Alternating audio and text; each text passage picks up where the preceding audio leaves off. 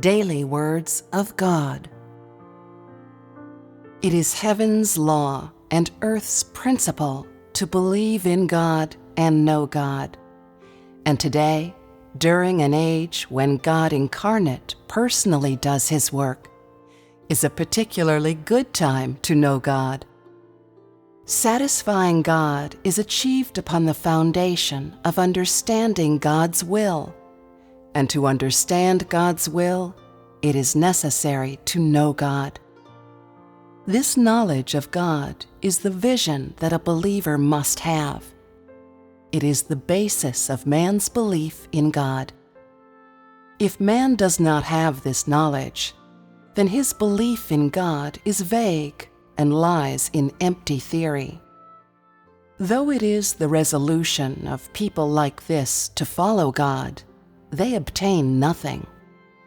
All those who obtain nothing in this stream are the ones who will be eliminated, and they are the people who are merely doing the bare minimum.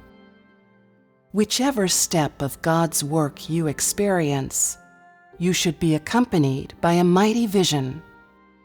Without such a vision, it would be difficult for you to accept each step of new work, for man is incapable of imagining the new work of God.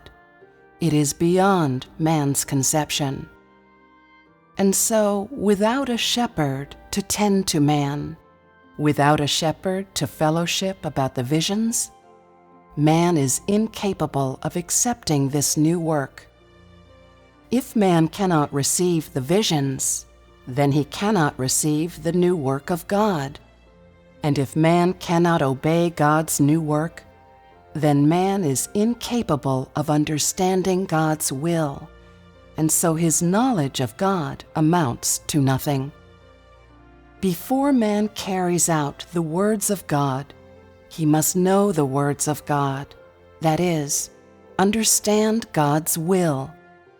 Only in this way can God's words be carried out accurately and according to God's heart.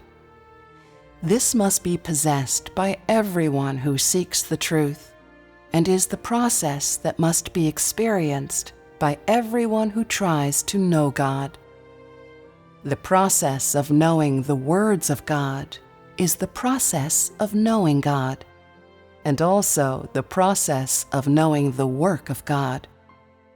And so, knowing the visions not only refers to knowing the humanity of God incarnate, but also includes knowing the words and work of God. From the words of God, people come to understand God's will, and from the work of God, they come to know God's disposition and what God is. Belief in God is the first step to knowing God. The process of advancing from the initial belief in God to the most profound belief in God is the process of knowing God, and the process of experiencing the work of God. If you only believe in God for the sake of believing in God, and do not believe in God in order to know God, then there is no reality to your belief, and it cannot become pure. Of this there is no doubt.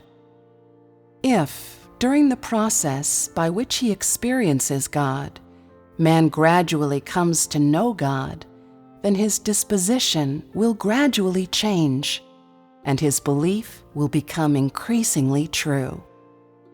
In this way, when man achieves success in belief in God, he will completely gain God.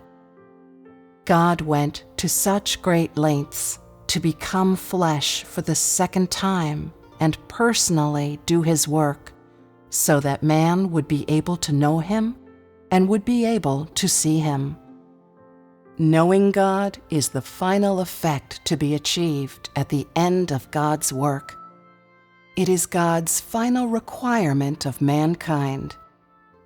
He does this for the sake of his final testimony, and so that man may finally and completely turn to him.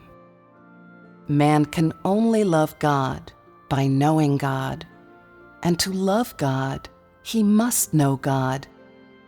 No matter how he seeks or what he seeks to gain, he must be able to achieve the knowledge of God. Only in this way can man satisfy God's heart. Only by knowing God can man truly believe in God, and only by knowing God can he truly revere and obey God. Those who do not know God shall never truly obey and revere God. Knowing God includes knowing God's disposition, understanding God's will, and knowing what God is. Yet whichever aspect of knowing God it is, each requires man to pay a price, and requires the will to obey, without which no one would be able to follow to the end. The work of God is too incompatible with the conceptions of man. God's disposition and what God is are too difficult for man to know, and all that God says and does is too incomprehensible to man. If man wishes to follow God, but is unwilling to obey God, then man will gain nothing. From the creation of the world until today, God has done much work that is incomprehensible to man, and which man has found hard to accept. And God has said much that makes the conceptions of man difficult to heal. Yet he has never ceased his work because man has too many difficulties. He has carried on working and speaking, and even though great numbers of warriors have fallen by the wayside, he is still doing his work and continues to choose group after group of people who are willing to obey his new work. He does not pity those fallen heroes, but instead treasures those who accept his new work and words. But to what end does he work in this way, step by step? Why is he always eliminating and choosing people? Why does he always employ such method? The aim of his work is for man to know him and thus be gained by him. The principle of his work is to work on those who are able to obey the work he does today, and not to work on those who obey his past work but oppose his work of today. This is the very reason why he has eliminated so many people. The effects of the lesson of knowing God cannot be achieved in 1 or 2 days. Man must accumulate experiences, undergo suffering, and have true obedience. First of all, start from the work and words of God. You must understand what knowing God includes, how to achieve the knowledge of God, and how to see God during your experiences. This is what everyone must do when they have yet to know God.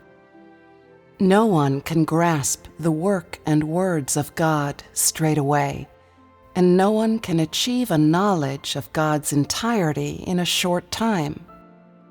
What's required is the necessary process of experience, without which no one would be able to know God or truly follow God. The more work that God does, the more that man knows him. The more at odds the work of God is with the conceptions of man, the more man's knowledge of him is renewed and deepened. If the work of God were to remain forever unchanged, then man would have but a small knowledge of God. From the creation of the world until today, you must know clearly the visions of what God did during the age of law, what he did during the age of grace, and what he does during the age of kingdom. You must know the work of God.